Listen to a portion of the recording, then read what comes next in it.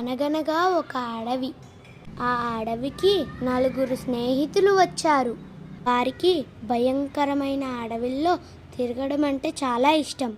ఒకరోజు అడవిలో ఒక ఇంటిని చూశారు. అక్కడ ఒక బావి ఉంది.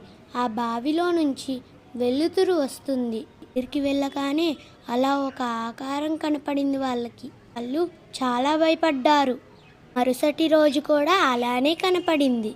ఉదయం పూట చూస్తే అందులో ఏమీ ఉండటం లేదు.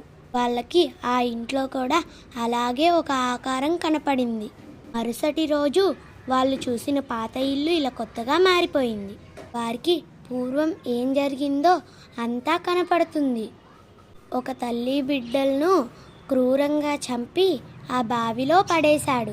తన మీద పొగ తీర్చుకోవడానికి ఆమె దెయ్యంలాగా మారింది. ఎవరన్నా అక్కడికి వచ్చినప్పుడు వారికి అలా కనపడుతుంది.